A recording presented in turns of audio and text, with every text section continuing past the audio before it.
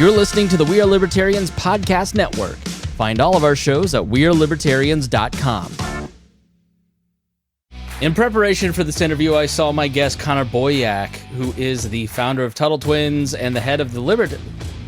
In preparation for this interview, I was watching a speech by my guest Connor Boyack, and he said, "Until I graduated college, I never had the time, the mental energy to focus on what I was passionate about.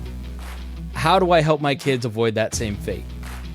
That is a profound statement and something that really resonated with me about my own education.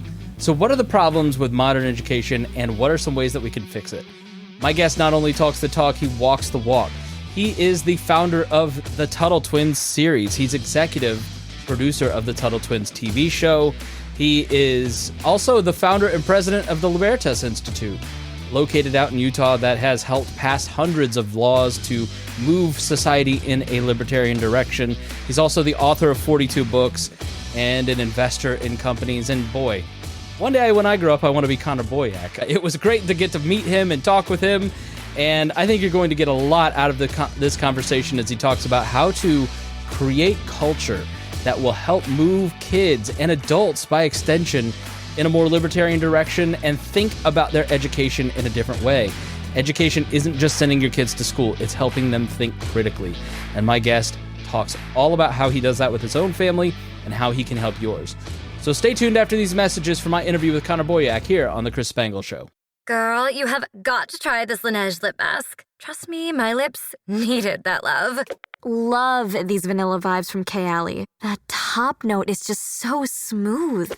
Smooth and stunning. That's what you get with this K18 hair mask. Those brands everybody's talking about, they're at Sephora. Discover the hype with the hottest names in beauty, including Laneige, Kayali, K18, and Rare Beauty. Click or tap the banner to discover the next big thing. Only at Sephora.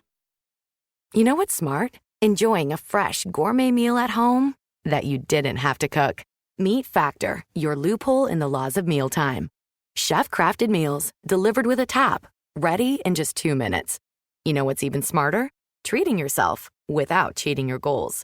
Factor is dietitian approved, chef prepared, and you plated. Pretty smart, huh? Refresh your routine and eat smart with Factor. Learn more at factormeals.com. Lowe's knows that free is just better. That's why MyLowe's Rewards is free to join. As a member, you earn points towards MyLowe's money on eligible purchases, get exclusive free gifts, and earn free shipping at Silver Key status, all on top of weekly member-only deals. Don't wait. Join MyLowe's Rewards for free today and start saving more. Lowe's, we help, you save. Loyalty program subject to terms and conditions. Details at lowes.com/terms. Subject to change. We run on the value for value model here on the Chris Spangle Show and the We Are Libertarians podcast network. That means, do you get value out of the show? Do you learn something that helps you sound smarter when talking with your friends? Do you feel a little bit more connected to the world and inspired to do something a little bit differently? Well, then please give some value back. And the best way that you can do that is through our Patreon. You can go to supportcss.com or patreon.com/wearelibertarians, and you can join our Patreon. Not only do you support the program and the entire We Are Libertarians podcast network by helping pay all of the bills, you're also going to get ad-free shows. You're going to get early releases, sometimes months in advance in terms of episodes that haven't been released in the public feed yet. You'll also be able to get the full archives, the full RSS feed of all the past episodes. And there's even a tier that you can come on the show, or you can have your name mentioned every episode, like I am about to do right now. Thank you so much to our $100 a month members, especially Vincent Pikol, Matthew Durbin, Jason Doolittle, Christy Avery, and our good friend Reinhold. Thank you so much for supporting us, and we appreciate everybody that considers making a contribution today. Connor Boyack, thanks so much for joining me. Thanks for having me. You're very accomplished. I had stumbled across your Twitter maybe 6 months ago. I, of course, knew about the Tuttle Twins. I think, having been a libertarian for 15 years, I couldn't have not stumbled across the Tuttle Twins. But now I just have little kids of my own, so I'm just getting into resources, and I think it's an amazing product. But I was more familiar with the Libertas Institute, which you founded and you're the president of. What I was surprised about is how prolific a writer you are. You're on your 42nd, or is it the 43rd book since I sent the book? Just this week, my 42nd came out, The Tuttle Twins Guide to True Conspiracies. So this is number 42, and I'm already working on 3 or 4 more. It is an addiction. I don't recommend it, but I love it. How do you write that much? What's your day structured like that you're able to accomplish this much stuff? So I do a lot of travel, and I'm always writing on the plane because it's great. You get a lot of white noise from the surroundings, which kind of helps. And I'm free of distraction from people coming here in my office or whatever. Plane time is often writing time. I also do writing retreats. So I was at our family's cabin this weekend for 4 or 5 days just to focus on making a lot of progress in writing. And then I calendar time every week, at least a couple hours, just to protect my calendar and make sure I'm just always writing. I find that having multiple book projects that I'm doing at a time is good, because if I'm feeling stuck here or burned out here a little bit, I can move to something else and still feel like I have momentum and forward motion. So it's a blast. I love it. It's basically, other than beekeeping, it's my only hobby. Yeah, I saw on your website you're a bit of an illegal beekeeper, or what's the story with that? So, yeah, I'm an outlaw beekeeper. In my state of Utah, which ironically is the beehive state, the bee is very incorporated into state emblems and iconography. And in Utah, they have this law that requires beekeepers. This is actually a law in well over half the states. They require you to register your beehives with the government. You have to tell them, hey, I have 3 hives in my backyard. Now, what's interesting about it, a lot of your listeners and you will relate to this. No one really understood before. The reason for this law, the people who push for this law, is contact tracing. If you remember COVID contact tracing, where they could hunt down, hey, you were around this person, and try and do all that. Bees travel for miles. They're very communicative and, communal creatures, and they have a disease called foul brood, which is highly transmissible. So the idea is, if we know that Connor's hives are infected with foul brood, we can call all the beekeepers within 4 or 5 miles and have them treat their bees. So it's literally for contact tracing for this bee disease. But most people like me are just like, I'm not telling the government about my hives. You can pound sand. And so I call myself, therefore, an outlaw beekeeper. So how did before we jump into passion-driven education and kind of a positive vision education, where did the idea for Tuttle Twins come from? So I had started Libertas in late 2011, and at first it was just me. And here I am trying to change laws, build relationships, get media attention. And a couple years into it, I was making some good progress. I had hired 1 or 2 people. And I would come home. My children at the time were 5 and 3, and my 5-year-old, almost 6, my son, I'd come home at the end of the day and I'd be like, oh, hey, what did you do today? Who did you play with? What did you do? And they'd tell me their toddler versions of what they did. But my 5, almost 6-year-old would start to reciprocate the question, Dad, what did you do today? Where were you all day? And I found myself wanting to share with him the substance of what I did, not just like, I typed on a computer all day, son, but like, how do you tell a kid that you're fighting socialism at the state capitol when he's barely 6? And what does that even mean? So I went to Amazon. I was like, libertarian books for kids, property rights, children's books, nothing. This was 2013. And so I was talking with a buddy of mine he and I had long interacted in kind of Ron Paul circles, and we had gone to Freedom Fest together, and we had long sensed in one another kind of a similar frequency of vibrating, and we're like, we ought to work together. And so he and I started talking about this idea of doing a kid's book, and he had kids young at the time as well. And so we teamed up on a book, and we had no idea if anyone would buy it. We actually launched at Freedom Fest 2014. And a lot of people bought it and were like, hey, you should do another one, and then another one. And then so it just slowly took off from there. We had no vision at the time for what it would grow into today. It's been transformational today. And now we sold over 5 million copies, and we got a cartoon, and it's just gone gangbusters, which is super exciting, because then I think, what's the future of our world if we're sprinkling all these liberty seeds in the rising generation? What do things look like a decade or 2 from now? And that gives me a little bit of hope. Yeah, my wife is the oldest of 11. She's homeschooled, and quoting VeggieTales is like as much as scripture almost. It's those things have such a way of creeping in, and to have a pro-liberty it's political, but when you look at the titles, it doesn't seem like, I guess you're trying to indoctrinate in a good way, but having a vision that is sharing a piece of the culture that doesn't get covered in other places, I think is really cool. Yeah, that's the idea. Like the thought exercise I like to do is, especially someone running a think tank or other nonprofits or groups or the Libertarian Party or anyone trying to educate and spread these ideas. If I were to stop a gentleman, we'll call him Bob, on the side of the road, and I go to Bob and I say, hey, Bob, here's this book. Let's pick on Economics in One Lesson by Henry Hazlitt. Great book, very concise. If I hand him that book, it was written over half a century ago, and I say, hey, this will teach you how the economy works. You can make smarter financial decisions and can help you in your work, et cetera. I'll throw it to you, Chris. What percentage would you say of individuals that I stop on the street like that would, number one, accept my book offer, and number two, actually go home and read it? 0.7%, maybe 0.07%. Yeah. Okay. All right. Yeah, I tend to give the similar answers. By contrast, if I go to Bob and I say, hey, Bob, do you have kids? Yeah, I got a 12-year-old, 10-year-old, 8-year-old, whatever. Awesome. Hey, do you think it's important for them to learn how an economy works and how to be successful in life and to make smart financial decisions? And, oh, yeah, I think 90% plus of people in that circumstance would say, yeah, I want that for my children. Hey, Bob, here's this children's book, this storybook. You want to read it together after dinner at night with your kids, and they're going to be able to learn some of these ideas. Oh, wow. Yeah, thanks. I've created value for him. I've built a relationship of trust with him. And I'm actually also getting to him with those same ideas because, like, we have a children's version of Economics in One Lesson in the Tuttle Twins.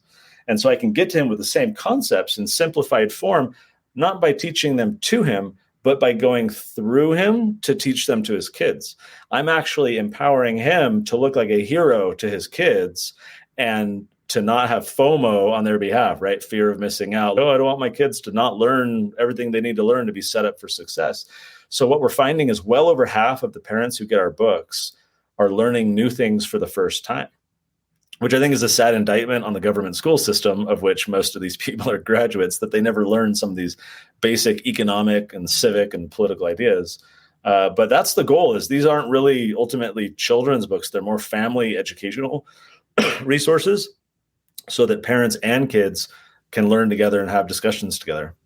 Yeah, I've done this show for 12 years, and it's really an exercise in my own ability to learn and think and grow and change. But there was nothing like, I have a 4.5-year-old and now a 3-month-old. There's nothing like having to clarify your values to a child's level and express those, but then also live those out and be an example. And I think that is a powerful lesson. It changed the way that I do this. It changed the way that I do so many different areas of my life, is when I had to start really thinking and clarifying my own values. They weren't just pieces to throw at somebody on Facebook anymore. They were actually living, breathing things. Why, in your estimation, do people not want to put that effort in on their own behalf, but their kids, they'll go the extra mile for their kids, but they don't want to take that extra an hour a day to read, maybe to grow themselves? I watch Shark Tank religiously, and the answer to your question, I think, lies in some of the episodes I've seen where Mark Cuban and the other sharks will frequently make comments when the company is a children's toy or product company or pets. And they'll often point out that consumers are very discriminating when it comes to themselves, what they'll spend money on for themselves. Oh, this is too indulgent. Oh, no, I can't afford that, et cetera, et cetera. But when it comes to their children and their pets, they are not at all discriminating. They want what's best for these little creatures, human and otherwise.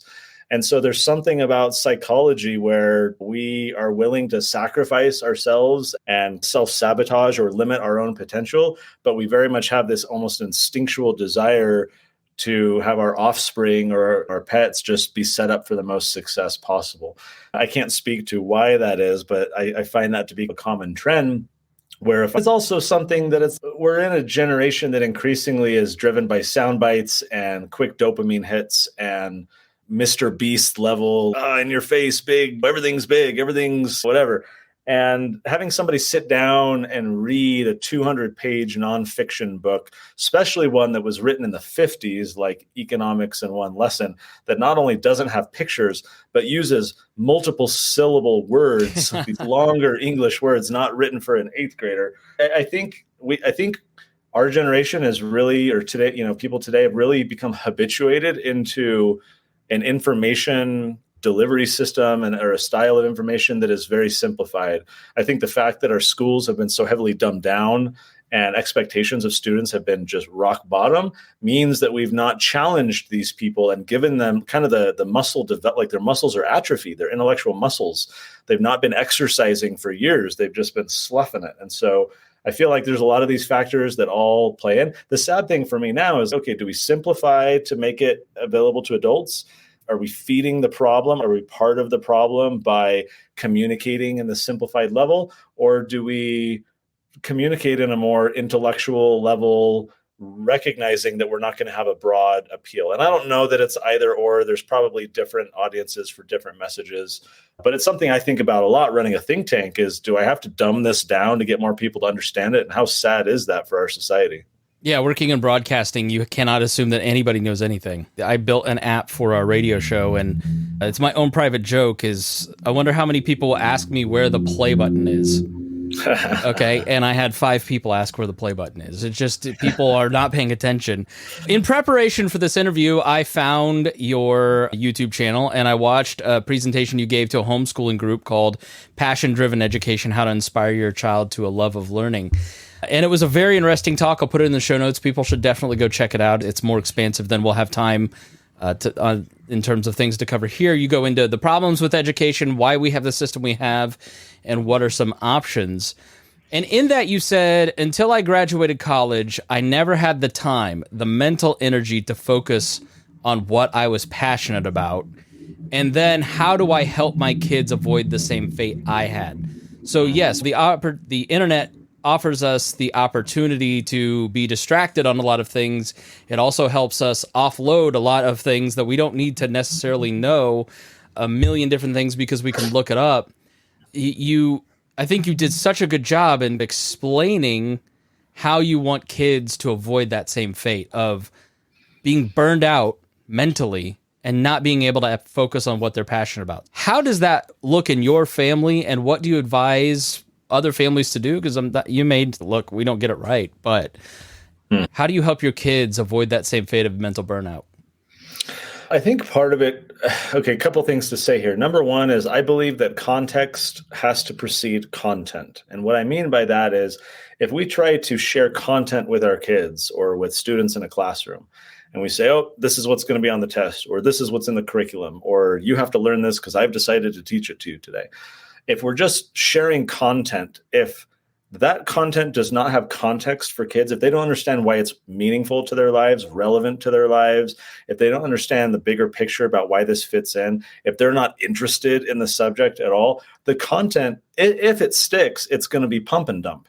It's going to be pumped in their head. They're going to cram for the test, take the test, and then dump it out of their head because it lacks stickiness. It lacks meaning. And so by contrast, if context precedes content, think of, I'll use my son right now. He's really into Pokemon. If Pokemon is his context, it's what he thinks about, it's what he's passionate about, he loves talking to his friends about it, then my job as a homeschool dad is to think through what is the content that can align with that Pokemon context. So instead of saying, hey, son, this curriculum says you need to write an essay about the Enlightenment era, blah, blah, blah, who knows, whatever. Instead, I'm like, hey, dude, I want you to write me a persuasive essay on which is the best Pokemon and why. Oh, okay. And he gets fired up and he goes to write that essay, not realizing that it's English homework or it's practice and penmanship. And I can give feedback on your essay here doesn't really preempt the other arguments on the other side. You're in this essay just arguing for why you think this one's best. But what if I say this one's the best? You're not anticipating the argument. What if you reworked this and then it's, oh yeah, that would be good because then I'd win the debate. So everything is tied to that context. If I want him to practice art, then I'm like, hey dude, I want to hang a Pokemon poster in the wall. Can you draw me a poster? Or if it's math, I'm like, hey dude, let's pull up a Google spreadsheet and let's classify your Pokemon cards by category, by size, by whatever. And let's create a graph and learn graphing and learn spreadsheets. And let's use a formula to add them up and all these things. For him, it's not drudgery and it's not homework and it's not this context-free content that he is being forced to learn. It's all in aid of what he already cares about. If there's a kid interested in rockets, let the kid watch dozens of hours of rocket videos on YouTube. He's going to go down rabbit holes learning about physics, learning about math. He's going to find himself on Khan Academy learning Physics 101 because he wants to learn more about rockets. And all of a sudden, all this information becomes in service of a particular goal, a particular context. This is where our school system utterly fails, of course, because the individual context of a child is not taken into account. How would you? How would you have this mass warehouse schooling system that can accommodate and adapt to the individual context of each child? You can't. So you have the lowest common denominator. You suppress everybody's individuality. You homogenize them as a collective, and then you teach to the middle. And you're leaving behind all the kids at the bottom, and you're boring to tears the kids at the top. And then we have this massive mediocrity that we do today where things just aren't working. The final answer I'll share here as to why I think some of this is that we educate kids entirely backwards in a very, I'll call it an inhumane way. The schools, the government schools especially, use what I call a just-in-case model of learning, right? Just in case you're a marine biologist 40 years from now, you need to memorize that the mitochondria is the powerhouse of the cell, right? Just in case you're a rocket scientist, right? You need to learn the quadratic equation by memory so that you can immediately say the opposite of b squared plus or minus, I don't remember the rest. And so it's this just in case model where we say, oh, we don't know what your future holds. So just in case you're going to do this or that, we need to just cram all this information in your head because we don't know what's going to happen. That's inhumane. Why? Because none of us learn that way. We don't learn based on a just-in-case model. For example, if my refrigerator breaks down or my car breaks down, I'll use the refrigerator example. I never think, gee whiz, I'm so glad that I read the owner's manual 13 years ago when we bought the refrigerator for such a time as this, right? No, we just in time for when we need the information, we pull up a YouTube video. We maybe go get the owner's manual. We call the uncle who's super handy. We find the information that we need for a particular context that has arisen. Maybe it's a curiosity we have, maybe it's an external circumstance being imposed upon us, but we have a context. So we gather the content and then we go on our merry way to our next goal or our next project that we're doing. So it's this contrast between a just-in-case model, which is why I think the schools suck so bad, because none of us learn that way. It's a very artificial way of content acquisition, versus a just-in-time model where we instead are teaching kids how to think, how to be resourceful, how to find the information they need, what critical questions to ask that would best empower them in any moment to identify what they need to do and what resources and information they need to gather. Yeah, you talk in the talk about learning different languages. So I guess the theory in schools is that, look, we want you to learn a bunch of different languages so you have, I don't know, your mind expands and maybe you'll grab onto what you might like by being exposed to the language of calculus, the language of world history, the language of... But you talk about how that's actually... Because I could hear somebody listening to your previous answer going, you're teaching your kids about Pokemon, teach them calculus. This, you homeschoolers, you don't actually teach them anything. What would you say to that person in the context of teaching them too many languages? First, I would say that what percentage of students who were forced to learn calculus in government schools remember any substantial portion thereof, let alone use it in their day-to-day life 20 years later? It's 0.00 something percent, right? Like it's just preposterously low. So the expectation that we need to drill every kid's mind full of the same information, or there's those books that we actually got early in our homeschooling career that I since threw away. They're all called What Every Fourth Grader Needs to Know, What Every Fifth Grader Needs to Know, as if the same, like every child needs to know all the same things and learn them in the same way at the same age. It's just utterly ridiculous. Again, if someone becomes an artist, let's say someone becomes a sculptor and all they want to do all day is be at the pottery wheel and playing with clay and sculpting, and that's how they spend their day. They may go on to be like a millionaire and create amazing works of art. Why do they need to learn calculus? Not everybody needs to know all these things. And the people who do need to know them are going to learn them quickly. What if we force a kid to learn calculus? There's drudgery, there's resistance. I don't like this. I don't know why I need to learn this, etc. But let's say my son is watching YouTube videos and he's watching SpaceX and he's really enthralled by rockets. Right? Maybe he develops an interest in that. He starts reading all these books about rockets, watching all these videos about rockets, and he thinks, hey, I want to do this as a career. I want to figure out when I'm a grown-up how to build rockets. He is going to learn calculus in 2% of the time required when you're just forcing all these kids who don't have the context to learn the content. But when my son in this example is motivated, because he has a higher goal, he has his context. I want to learn how to build rockets. That calculus knowledge acquisition is going to be substantially accelerated. And also it's going to stick way more than it does for all the other kids who are forced to learn calculus, but who are never going to use it.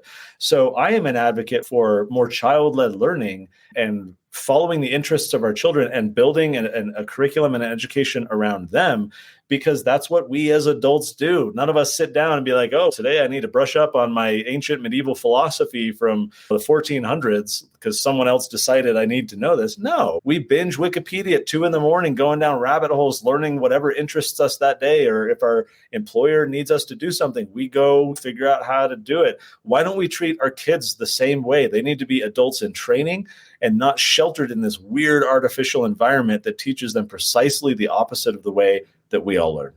So is this the similar thesis to what your new book, Mediocrity, 40 Ways Government Schools Are Failing Today's Students, written with Corey DeAngelis, is that along the lines of what's in the book?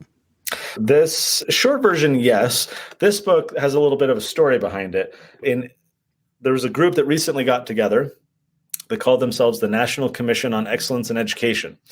They went across the country for about a year and a half, surveying teachers, parents, reviewing curriculum, kind of town hall meetings, trying to learn and say, what's education in America like? And they recently issued a report. This report is called A Nation at Risk. And in that report, they warn, and I quote verbatim, that America's educational foundations are being threatened by a rising tide of mediocrity. And that if a foreign government had attempted to impose upon America the very mediocre educational performance that now exists, we might have viewed it as an act of war. As it stands, we've allowed this to happen to ourselves. So that was their report. Now, the reveal here is that I fibbed a little bit. This 18-month review was not recent. They did not recently publish this report. They published it over 40 years ago, April 26th, 1983. It was the Reagan administration that published this report. So the 40th anniversary was this past April. And on that exact date is when we published our book, which is subtitled 40 Ways Government Schools Are Failing Today's Students. So there's a chapter for every year that has been since that report. And the thesis, that the idea here is almost to be a red pill for parents who are still like deluding themselves, like, oh, I went to public school and I turned out fine, or it's not as bad at my kid's local school as you see on the Libs of TikTok account, and all these like justifications that people use to continue to enroll their children in these mediocre, sub-mediocre institutions. The goal here is like to have machine gun fire and just barrage them with all these negative examples of just how sub-mediocre things are today, so that they will make a better decision for their kids and one that will provide them a better education.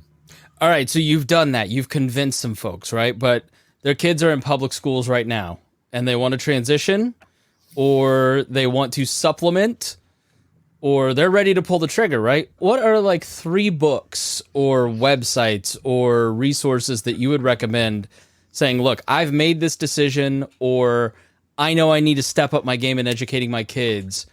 Where would you send that parent? The first one would be Peter Gray. He wrote a book called Free to Learn.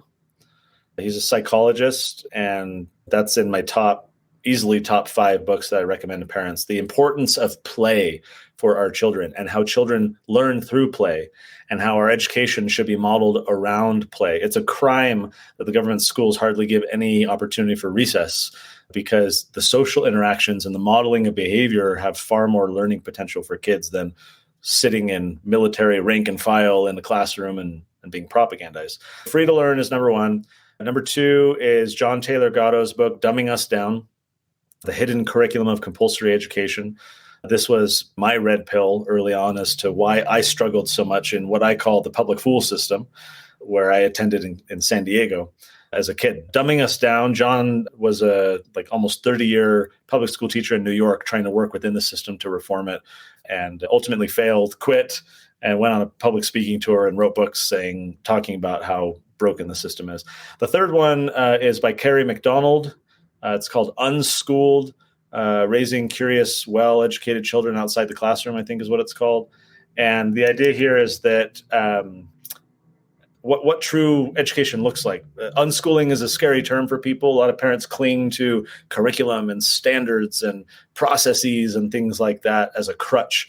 But unschooling is basically child-led learning. It's taking your child's interests and curiosities. It's much like I describe in my book, Passion-Driven Education, that we put our children, like the silly example I share, maybe I shared this in the video you watched, is if you've ever let your kids sit on your lap driving a car in an empty parking lot, and you're obviously sitting there, you got your foot by the brake to be ready, but your child is holding the steering wheel and turning it left, turning it right, and you peek to the side, right, to catch a glimpse of their reaction.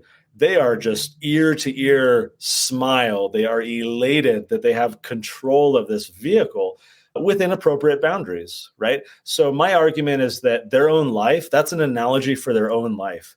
Too often we have children be the backseat passengers of the vehicle that is their own life. And we are driving and we are braking and we are accelerating and determining which direction to go and how fast. And they are just a passive participant in the back.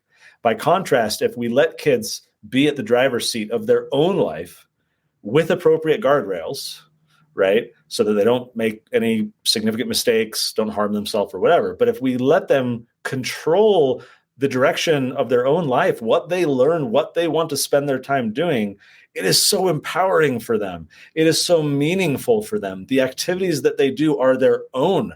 They value them that much more. They lean into them way more than when they're just being passively forced upon them.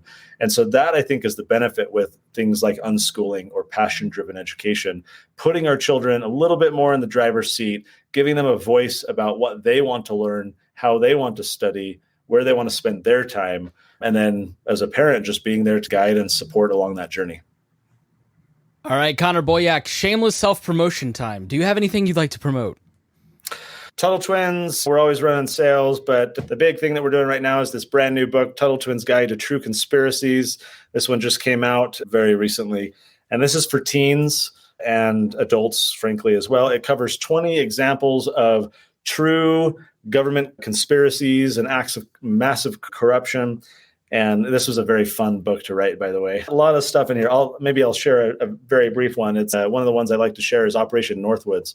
So this was during the Cuban Missile Crisis, and the Joint Chiefs of Staff of the United States military and the Department of Defense together proposed in an official report to JFK a plan to kill Americans, blame it on the Cubans, make it look like Cubans did it, so as to anger the American populace to get them to support going to war against the Soviets in Cuba. JFK shot it down, and that's the only reason why it didn't happen.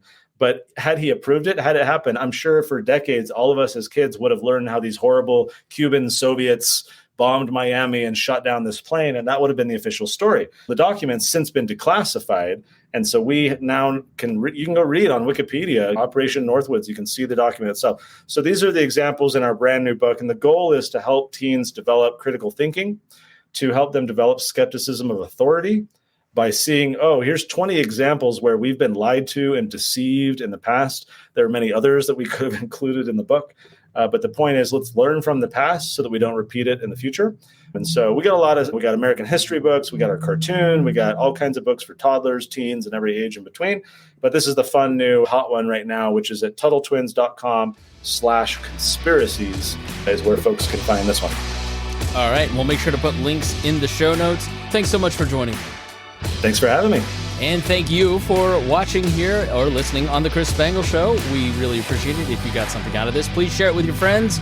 That is the best way that you can help content creators like myself, like Connor, spread the message and all right, thanks so much for listening here on The Chris Spangle Show.